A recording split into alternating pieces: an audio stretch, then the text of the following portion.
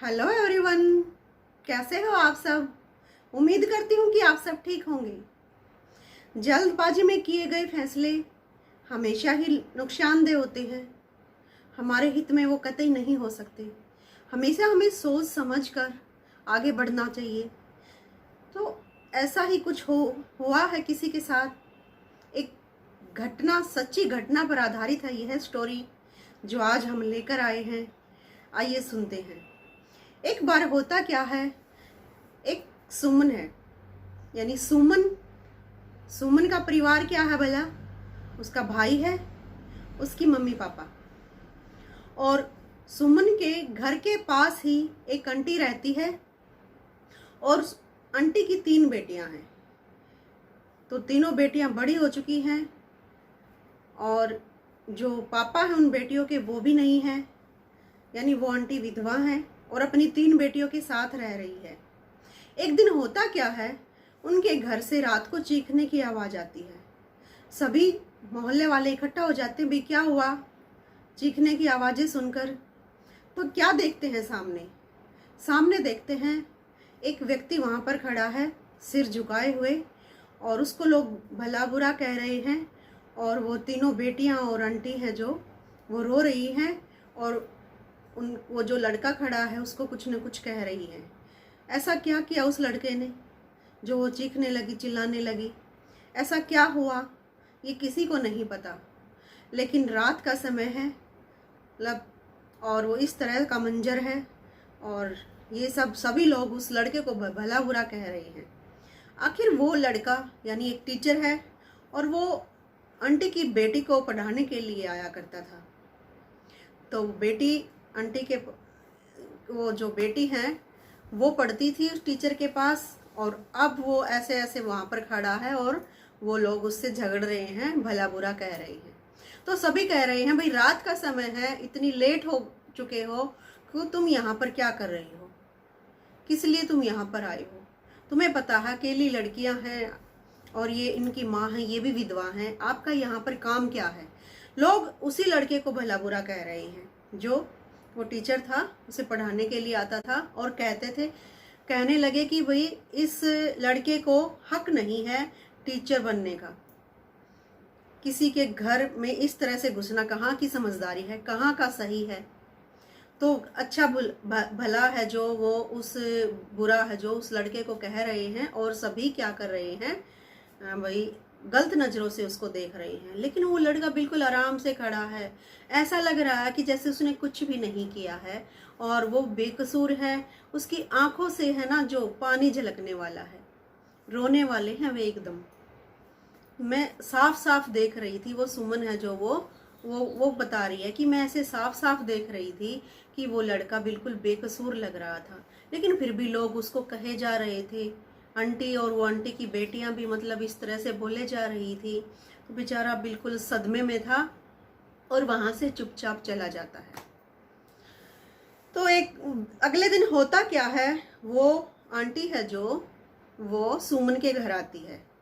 सुमन के घर आकर सुमन की माँ को कहने लगती है कि बहन, मेरी बेटियों के लिए कोई लड़का हो तो मुझे ज़रूर बताना, क्योंकि मेरे घर पर अब गुंडे मवालियों की नज़र पड़ने लगी है, क्योंकि जवान बेटियां हैं मेरे घर में और मैं वैसे भी विधवा हूँ, और इस तरह से मतलब हम माँ बेटी यहाँ रहते हैं तो सही नहीं है। समय से ही मैं अपनी बेटियों की शादी है जो वो कर देना चाहती हूँ, और प्लीज़ जो भी अच्छा सा मतलब कोई रिश्ता अगर आपकी नज़र में है तो मेरी बेटियों के लिए ज़रूर बताना। तो वो माँ कहती है कि भाई ठीक है, कोई भी रिश्ता अगर अच्छा सा मिलता है तो मैं आपकी बेटियों के लिए ज़रूर बताऊंगी। होता क्या है, अगले ही दिन एक पंडित माँ के पास आते हैं, मतलब माँ के पास उनका नंबर था। माँ उनको फ़ोन करके बुला लेती है, भाई इस तरह ये बेटियां हैं और इस तरह हैं, भाई अच्छी क्वालिफिकेशन है और काफ़ी सुंदर भी हैं वो बेटियां। तो इस तरह से लड़का है, अच्छा लड़का, मतलब कोई हो तो ज़रूर बताना। और वो हमारे ही जान पहचान की है, हमारे पड़ोस में रहती है। तो माँ उस पंडित को जानती थी, उनका नंबर उनके पास था। माँ ने पंडित को बुला लिया था। तो पंडित ने कहा कि ठीक है बेटी, मैं कल आऊँगा, कुछ लड़कों की तस्वीरें अपने साथ लेकर आऊँगा और तुम उसको जो माँ पापा हैं, जो उन लड़कियों के माँ बाप हैं, उनको बुला लेना। कि पापा तो उन लड़कियों के नहीं हैं पंडित जी, लेकिन माँ है, मैं उनको ज़रूर बुला लूँगी, तो आप आइएगा ज़रूर। हाँ हाँ ठीक है, मैं आऊँगा ज़रूर। तो पंडित अगले दिन आता है, क्या करता है भला, 6 7 8 लड़कों के फ़ोटो लेकर आता है। उन लड़कों में से वो आंटी है जो एक को पसंद कर लेती है। काफ़ी अच्छा लगा उसे वो लड़का, बोल रही है काफ़ी सुंदर है, होनहार लग रहा है, रंग भी साफ है, एकदम मतलब अट्रैक्टिव है। मतलब वो लड़का है जो वो पसंद कर लेती है आंटी, और बोलती है मेरी बेटी को ये लड़का है जो बहुत ही पसंद आएगा। तो क्योंकि मेरी बेटी को है जो सुंदर लड़के बहुत पसंद हैं। तो इस तरह से मतलब वो आंटी है बोल रही है।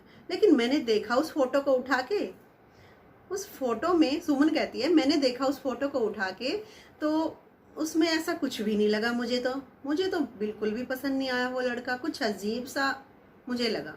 लेकिन फिर भी मुझे लगा कि मुझे क्या शादी करनी है, मेरे को क्या, आंटी को पसंद आया है तो ठीक है।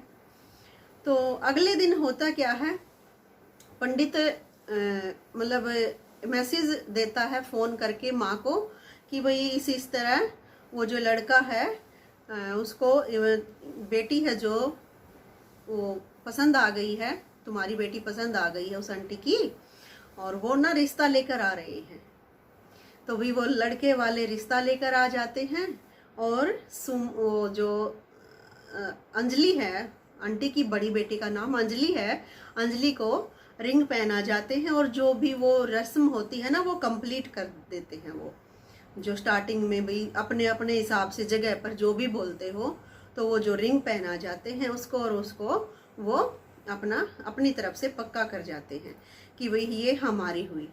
तो भाई रिंग है जो वो अंगूठी है जो काफ़ी महंगी लग रही है, काफ़ी जैसे अमीर ज़्यादा लोग पहनते हैं ना, बहुत ही वो महंगी अंगूठी है। और माँ भी खुश है उसकी, अंजलि की, और अंजलि भी खुश है, दोनों ही खुश है। अंजलि को भी वो लड़का बहुत पसंद आता है, और उसकी माँ को तो पहले ही पसंद था। और मुझे तो लगता था, सुमन बोलती है, मुझे तो लगता था अंजलि उसको देखते ही मना कर देगी, लेकिन अंजलि ने मना नहीं किया। अंजलि को तो वो पसंद आ गया, और उसकी माँ को भी पसंद आ गया, दोनों माँ बेटी को लड़का पसंद है। तो बस भाई, और वो लड़का काफ़ी अमीर है, मतलब पता चला, आंटी कह रही थी काफ़ी अमीर लड़का है वो, और उसकी माँ ने भी मतलब पता निकलवाया थोड़ा बहुत, तो भाई हाँ इस तरह वहाँ पर उनका घर है और वहाँ वो रहता है, और काफ़ी आलीशान बंगला है, और बहुत गाड़ियों में घूमता है वो तो, और बहुत अमीर लड़का है। तो भाई इस तरह से मतलब वो आंटी सोचती है कि भाई वो काफ़ी अमीर है, और हमारा और हमारी बेटियों का जो बोझ है वो आसानी से उठा लेगा। कम से कम मेरी बेटी को मतलब दिक्कत नहीं होगी, परेशानी नहीं होगी, और मैं निश्चिंत हो जाऊंगी। तो रिश्ता मतलब हो ही जाता है। लेकिन वो सुमन के घर है ना, जो मिठाई लेकर आती है आंटी और मिठाई देने लगती है, तो भाई वो क्या करती है, उसकी माँ है जो थोड़ा बहुत उसको कहती है कि भाई थोड़ा सा देख के और जांच परख के मतलब किया है ना रिश्ता पक्का, जांच पड़ताल आपने कर ली थी ना। कि जांच पड़ताल क्या करनी, लड़का सुंदर है, अमीर है, इसमें क्या है, और इकलौता बेटा है, मेरी बेटी बहुत खुश रहेगी। तो इस तरह से वो बोल देती है। अगले दिन वो फिर से कुछ किसी काम से आती है, और वो जो सुमन का भाई है वो ये सब सुन रहा था कि भाई इस तरह आंटी बोल रही है ये है। तो सुमन के भाई ने आंटी को कहा, आंटी आपने लड़के के बारे में पूरी जानकारी निकलवाई? बिल्कुल नहीं निकलवाई आपने लड़के के बारे में, मैंने सुना था कल। आंटी जब भी हम कहीं रिश्ता करते हैं तो उनके खानदान के बारे में, लड़के के बारे में, और जिससे हम रिश्ता जोड़ने वाले हैं, ये तो जिंदगी भर का काम है। आप अच्छे से जानकारी लो, किस तरह के लोग हैं वो, क्या करते हैं, कैसे हैं। ऐसे नहीं अमीर लड़का है, सुंदर है, और कर दो अपनी बेटी की शादी, दे दो अपनी बेटी उनको। वो कह रही है, अरे चुप कर, तू जलता है क्या? मेरी बेटी का अच्छी जगह रिश्ता हो गया, कहीं तुम्हारी तो नज़र नहीं थी मेरी बेटी पर? अरे रे रे रे, कानों पे हाथ लगाता है। आंटी ये आप क्या कह रहे हो? मेरी बहनों की तरह हैं आपकी तीनों बेटियां। हम साथ बचपन में खेलते थे, पांचों बहन भाई, खेलते कूदते बड़े हुए हैं। ये आप क्या कह रहे हो भला? ऐसा कुछ नहीं है आंटी। जब भी हमें कोई रिश्ता करना होता है तो हम अच्छे से जांच पड़ताल करके ही तो करते हैं ना। तो आंटी कहती, हाँ तुमने बड़े रिश्ते किए हैं, तुम्हें क्या पता, कल के तो छोकरे हो तुम। भाई सही है, सब ठीक है भाई, तुम मेरी बेटी से जलता है इसका मतलब मेरी बेटी का रिश्ता अच्छी जगह से हो गया ना, इसलिए बोल रहा है। इकलौता लड़का है, सुंदर लड़का है, और मेरी बेटी बहुत खुश रहेगी वहां पर, इसमें क्या। तो वो लोग आए थे मेरी बेटी को देखने के लिए, तो शरीफ ही लग रहे थे, मतलब लग रहे थे। तो आंटी ने पता वगैरह कुछ नहीं निकलवाया उनका, और काफ़ी खुश रही, इम्प्रेस हो गई बिल्कुल उनसे, और अपनी बेटी का जो शादी की तारीख है जो वो भी रख दी। 2 हफ्ते बाद बेटी की शादी होनी है। 2 हफ्ते के बाद बारात जो आती है, बारात देखकर तो सब हैरान रह जाते हैं। बारातियों में क्या है, सिर्फ जेंट्स लोग हैं, सिर्फ लेडीज कितनी है, सिर्फ 2 लेडीज आई। एक तो लड़के की माँ बोल रही है, एक लड़के की बहन, माँ और बहन, लेकिन उनकी उम्र में ज्यादा अंतर नहीं था। वो रिंग पहनाने के लिए भी आई थी, लेकिन जो बेटी और माँ है ना, वो माँ है ना जो, वो इतनी मतलब माँ नहीं लग रही थी, कि बड़ी बहन जैसी सी लग रही थी। मतलब इस तरह की औरतें थी वो, और वो माँ और बहन बता रही थी लड़के की। तो जो सुमन की जो आंटी है, वो आंटी ने तो कहीं भी कुछ भी जान पहचान नहीं निकलवाई, कोई भी मतलब जानकारी है वो उनकी नहीं लेने की कोशिश की। और सुमन के परिवार को हमेशा लगता था कि कुछ ना कुछ मतलब गड़बड़ होने वाली है, दिक्कत होने वाली है। भाई आंटी ने क्या पता कैसे हो लोग, भगवान ना करे कुछ ऐसा ना हो, लेकिन जानकारी लेनी तो बहुत ही अच्छी बात है। अगर वो अच्छे हैं तो अच्छे, बस सही है, ठीक है। अगर कुछ दिक्कत है, कोई परेशानी है, तो पहले ही पता लग जाए तो बहुत ही सही रहता है। बाद में तो बड़ी दिक्कतें आती हैं, मुसीबतें आती हैं। तो भाई वो सब ये समझा रहे थे, लेकिन आंटी है समझने का नाम नहीं ले रही थी। उसको तो लगता था मेरी बेटी का रिश्ता जो अच्छी जगह हो गया है, और इसीलिए ये जल रहे हैं, जलते हैं। कहीं भाई इस तरह से इसको इतना अच्छा रिश्ता कहाँ से मिल गया, इसीलिए वो सब ये ऐसा कह रहे हैं। तो सुमन की माँ कह देती है कि आंटी को कुछ भी कहने की जरूरत नहीं है तुम्हें, और वो हमसे मतलब रूठ जाएगी, और हमें मतलब वो अच्छा मतलब ये हम कहते हैं तो वो ये समझती है कि हम खुश नहीं है इस रिश्ते से। तो क्यों कहना, कोई बात नहीं, वो खुश हैं, सामने रिश्ता करने वाले लेने वाले खुश हैं। दोनों के आपस में विचार मिले या ना मिले, किस तरह से क्या हुआ, दोनों एक दूसरे के लिए राजी हैं और रिश्ता हो गया है, अब शादी होने जा रही है। अरे तुम लोग चुप रहो ना, क्यों पड़ोस में आपस में इस तरह का मतलब बोल बोल के तुम लोग क्यों कर रहे हो। सुमन को और सुमन के भाई को उसकी माँ धमका देती है, गुस्सा कर देती है कि दोबारा से इनके मामले में दखलंदाजी देने की तुम्हें जरूरत नहीं है, वो कर लेगी उसको जो करना होगा। अब हम क्या कर सकते हैं, हम तो कह ही सकते हैं, हमने कह लिया था। तो बेटा अभी दोबारा इस तरह से आंटी को कुछ भी मत बोलना, सुमन ना तुम बोलना, और वो सुमन के भाई को भी कहती है इस तरह बेटा मत बोलना। वो आंटी है जो बुरा मानती है। तो ठीक है माँ, हम क्यों बोलेंगे, तो बुरा मानती है तो ठीक है, हमें क्या बोलना, हमें क्या लेना, हमें थोड़ी परेशानी होगी कुछ कल न कोई बात है तो। हम तो अच्छी बात ही बोल रहे थे, अच्छी राय दे रहे थे भी, हमें जांच पड़ताल कर लेनी चाहिए। इस तरह से अपनी बेटी, अपने कलेजे का टुकड़ा हम दे रहे हैं। तो ठीक है कोई बात नहीं माँ, हमें कुछ नहीं कहना, हमें कुछ नहीं लेना, और ठीक है आराम से। तो 2 हफ्ते के बाद वो शादी है जो वो हो ही जाती है, और वो जो अंजलि है वो पिंक लहंगे में काफी सुंदर लग रही है, प्यारी लग रही है, काफी खुश भी लग रही है। और वो आंटी है जो वो भी खुश है, और उसकी बहनें, वो सब पूरा परिवार काफी खुश है। लड़का आता है और सभी धूमधाम से मतलब शादी की रस्में होती हैं, शादी हो जाती है। शादी हो जाती है तो लड़का कहता है कि माँ जी मैं घर जमाई रहूँगा।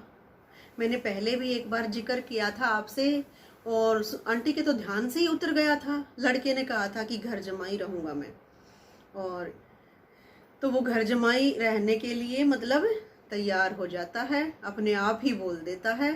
और आंटी तो खुश हो जाती है कि मेरी बेटी को कहीं दूर भी नहीं जाना पड़ेगा और ये लड़का हमारे साथ ही रहने के लिए तैयार है। और भी मेरी दो बेटियां हैं और हमारी घर की तरफ कोई बुरी नज़र से भी नहीं देखेगा, बुरी नज़र भी नहीं उठाएगा। कोई गुंडा मवाली इस तरह का कोई मुंह उठा के आ जाता है, इस तरह से भी नहीं होएगा।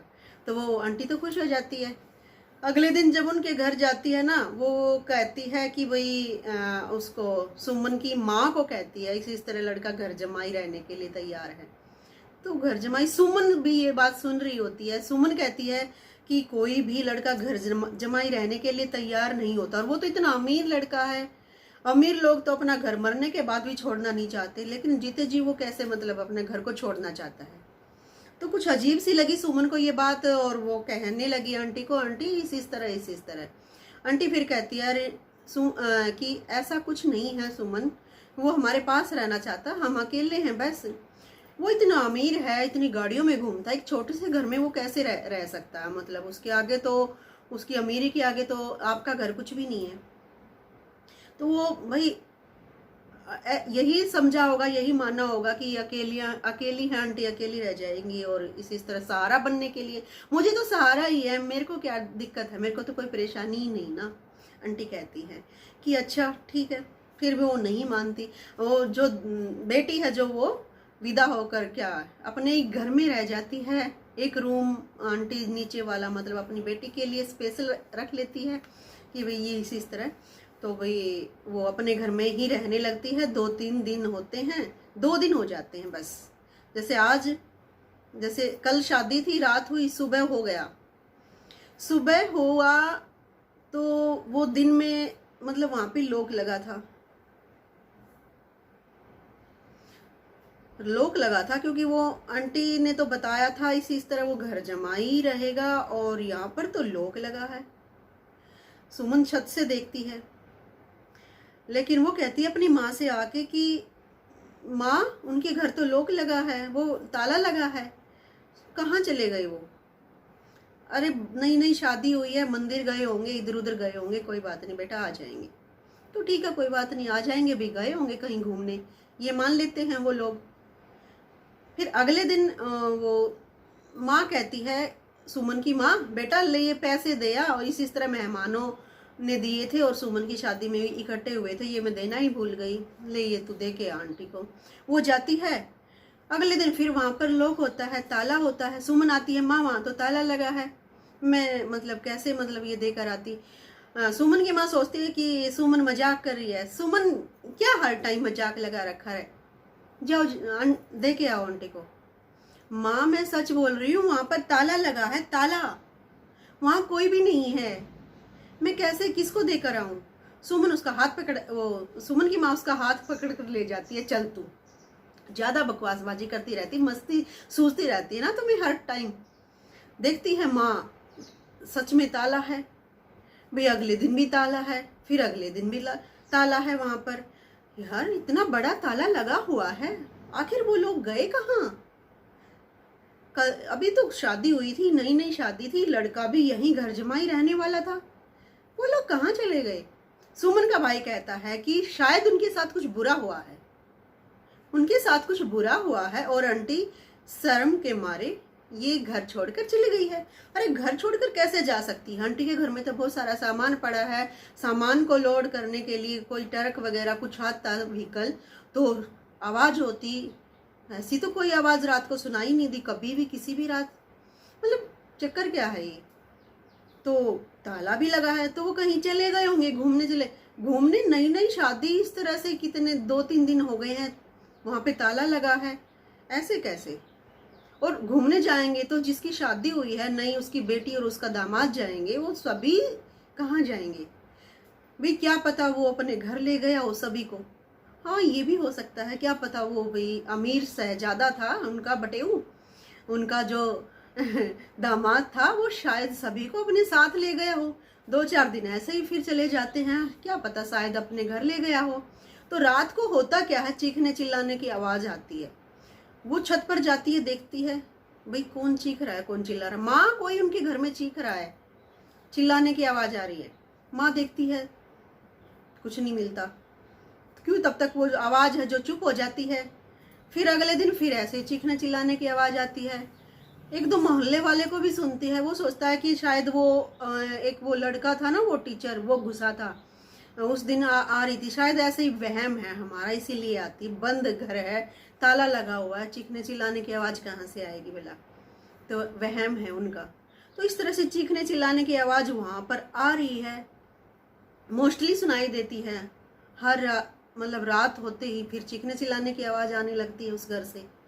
वो सुमन है जो हैरान हो जाती है बिल्कुल ये सब देखकर, कुछ तो गड़बड़ी है, कोई तो दिक्कत है, ये आवाज़ ऐसे कैसे आ रही है। वो कई बार सुनती है उस आवाज़ को, वहम एक बार हो जाएगा या 2 बार हो जाएगा, ऐसे ज़्यादातर 1 वीक हो गया इस तरह से कई बार वो ये आवाज़ सुनती है। वो तभी ऊपर जाती है तो कई बार उसको ये आवाज़ सुनाई दे जाती है चिल्लाने की। तो एक दिन वो ऐसे ही छत पर खड़ी थी और शाम का समय था, शाम से मतलब कुछ देर पहले, जैसे 4 के आसपास का समय था। एक लाल गाड़ी आती है, वो देखती है कि लाल गाड़ी आई है, कोई वहाँ से उतरा है और लॉक खोला, अंदर गया और कुछ देर बाद वो वहाँ से वापस चला गया लॉक लगा के। वो पहचान तो नहीं पाई वो कौन था, लेकिन जरूर था ऐसे। ऐसे ही वो माँ को बताती, माँ इस तरह लाल गाड़ी में कोई आया था और वो इस तरह से खोल के अंदर गया और पता नहीं मतलब फिर कुछ देर बाद मतलब वापस चला गया।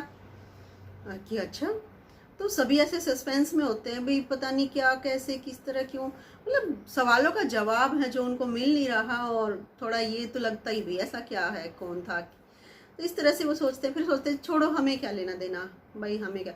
नहीं माँ, वो हमारे पड़ोसी हैं, क्या पता हमारे पड़ोसी के साथ कुछ गलत हो रहा हो, हमारा फर्ज बनता है उन पर थोड़ी सी निगरानी रखना भाई, कि भाई वैसे तो हमें कुछ नहीं लेना देना भाई, हमें क्या, आंटी वैसे भी हमारी बात भी नहीं मानती, लेकिन फिर भी माँ थोड़ा तो आता है ना कि भाई क्या हुआ, कौन है, कैसे है। हाँ बेटा ठीक है, मैं माँ समझती हूँ, लेकिन तुम्हारी आंटी तो नहीं समझती ना, उसे तो कुछ भी कह दो बुरा लग जाता है कि हाँ माँ ठीक है, कोई बात नहीं, ठीक है।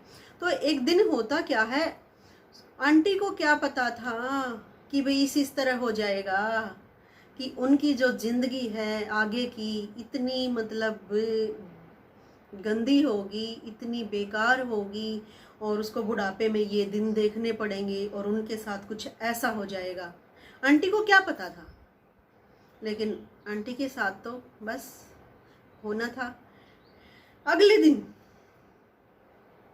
हुआ क्या, एक पोलियो पिलाने वाले थे ना, वो उनका कैंप लगा हुआ था वहाँ पर उनके घर के सामने। वो गाड़ी वाला फिर से आता है वहाँ पर और डोर खोलकर अंदर जाने लगता है। तो वो जो कैंप की महिलाएं थी वो एक बोली कि भाई मुझे वॉशरूम यूज करना है, तो प्लीज़ मुझे वॉशरूम यूज कर सकती हूँ मैं आपके घर में, क्योंकि उनके घर के सामने ही था। और वो आ गया, लोग खोला तो उन्होंने बोल दिया, लेकिन वो बदतमीजी से बात करने लगा और कहने लगा कि नहीं, मेरा ही घर मिलता है वॉशरूम के लिए, इधर जाओ उधर जाओ, कितने घर हैं आसपास, कि ये पास में था इसलिए। तो उसको जो वो थी कैंप में महिला, कुछ अजीब सा लगा उसका बिहेव कि कुछ तो गड़बड़ी है अंदर, ये अंदर ऐसे जाने से कौन मना करता है भला, तो कुछ तो गड़बड़ है। तो उसको शक होता है, कुछ ऐसा दिख होता है। वो तुरंत पुलिस को फ़ोन कर देती है और पुलिस वहाँ पर आती है, घर के अंदर जाती है। क्या देखते हैं भला, ऐसा मंजर देखकर तो हैरान रह गए सब। पूरा मोहल्ला वहाँ इकट्ठा हो जाता है और देखता क्या है, चारों माँ बेटी को बांध कर रखा है, जोड़ कर रखा है, भूखी प्यासी दिन रात इस तरह से अपने कमरे में, किसी को बेड के ऊपर, किसी को पिलर के साथ, किसी को, चारों माँ बेटी ऐसे बंधी हुई हैं रस्सियों के साथ। और इस तरह से मतलब देखकर, उनकी हालत देखकर बस हैरान रह जाती। तो पुलिस उनको खोलती है, छुड़वाती है और उस बंदे को जो था उसको अरेस्ट करती है। वो बंदा कौन था भला, वो वही दामाद था, उस अंजलि का पति था जिसके साथ अभी अभी शादी की थी आंटी ने, और बहुत खुश हो रही थी मेरा दामाद हमारा सहारा बनेगा। ये सहारा बना उनका दामाद। तो अब वो सुमन कहती है कि आंटी हमारे घर आ जाती है और माँ ने उनको पानी पिलाया, चाय पिलाई और ऐसा लग रहा था काफ़ी दिनों से वो भूखी हैं, प्यासी हैं, मतलब बड़ी अजीब सी हालत उनकी हो चुकी थी। तो माँ उनको खाना भी खिलाती है और उनको हिम्मत देती है, हौसला देती है। सबसे पहले आंटी क्या कहती है, मेरी माँ से है जो वो माफ़ी मांगती है। सुमन कह रही है, आंटी ने सुमन की माँ से माफ़ी मांगी कि मुझे माफ़ कर दीजिए बहन, मैं गलत थी, आप सही थे, आपने सच कहा था। बेटा सुमन के भाई से भी माफ़ी मांगती है और कहती है, और सुमन को भी बोलती है, भाई तुम लोगों ने तो हमेशा मुझे सचेत किया इस तरह, और मैंने ही तुम्हें नहीं समझा और तुम्हें ही भला बुरा कहती रही। मेरे से बहुत बड़ी गलती हो गई। इस मेरे दामाद ने हमें बांध जोड़कर ऐसे रख दिया और ये कहने लगा जो घर के पेपर है ना, जो ये तुम्हारे नाम है, ये मेरे नाम करो, जो भी प्रॉपर्टी जायदाद जो कुछ भी तुम्हारे पास है, कितना भी है, वो मेरे नाम करो। और मैं ये मना करती रही, इनकार कर दिया मैंने साहब, इसलिए हमें बांध जोड़कर वहाँ रख दिया कि मैं तब तक तुम ऐसा नहीं करोगे, मैं तुम्हें यहाँ से नहीं जाने दूंगा, तुम्हारी यहीं पर कैद कर दूंगा। और क्या पता हम कब तक वहाँ कैद रहते या पूरी ज़िंदगी ही निकल जाती। मतलब मेरे से बहुत बड़ी गलती हो गई। तो पुलिस, वो लड़का क्या था, पुलिस ने बताया कि ये तो एक अपराधी है, कई लड़कियों के साथ ये ऐसा कर चुका है, भी लड़कियों से शादी करता है और उनके माँ बाप को इस तरह से मतलब बांध जोड़कर ज़बरदस्ती या फिर किसी भी तरह से उनकी प्रॉपर्टी से उनको हथिया लेता है, साइन वगैरह करवा लेता है और अपने आप कब्जे में कर लेता है और उनको एकदम खाली कर देता है। और हमेशा इसकी तो पुलिस को तलाश थी, इसके खिलाफ तो कई केस बने हुए हैं पहले से ही, मतलब ये बहुत लड़कियों के साथ ऐसा कर चुका है। तो वो दौलत ऐसे ही इकट्ठी की थी उसने, लड़कियों से शादी करो और उनकी हड़पो और उनको रफा दफा करो, फिर इस तरह से। तो वो पुलिस को मिल चुका था वो अपराधी, और उसको तो सज़ा मिलने ही वाली थी। लेकिन जो मंजर उनके साथ हुआ आंटी और आंटी की बेटियों के साथ, वो काफ़ी डरी हुई थी, परेशान थी और कभी भी वे किसी पर विश्वास नहीं कर सकती थी, ऐसी उनकी हालत हो रखी थी। आंटी बहुत पश्चाताप कर रही थी कि मैंने क्यों तुम्हारी बात नहीं सुनी, और मैं एक माँ होकर ऐसी कैसे हो गई। मैंने कोई जांच पड़ताल नहीं की लड़के के बारे में, परिवार के बारे में। वो कोई उसका परिवार नहीं था। क्या था वो, बारात में जो लोग आए थे वो कोई अमीर नहीं थे, बड़ी बड़ी गाड़ियों में नहीं आए थे, वो एकदम सिंपल सादे, जैसे कि भाड़े के लेकर आया हो, इस तरह की बारात आई थी वो। और वो माँ बेटी जो बनी हुई थी वो भी कोई और थी, वो तो लड़का अकेला ठगबाज था। तो भाई अगर वो जांच पड़ताल करवाती कुछ इधर उधर जाके और ये सब करके, तो ऐसा नहीं होता। तो हमें क्या सीख मिलती है इस कहानी से? हमें यही सीख मिलती है, देखो भाई, हम अपनी बेटियों का रिश्ता जहाँ भी करें वहाँ उन लोगों की अच्छी मतलब जानकारी ले लें, जांच पड़ताल करके ही आगे रिश्ता बढ़ाएं, आगे कदम रखें, क्योंकि हम अपने कलेजे का टुकड़ा है जो उनको सौंप रहे हैं, उनको दे रहे हैं, उनके पास रहेगा हमारा जो कलेजा है और हमारा जो दिल है, हमारी जो हार्ट बीट है, हमारी बेटियां। तो हमारी बच्चियों के लिए हम ऐसे ही किसी को सौंप दें?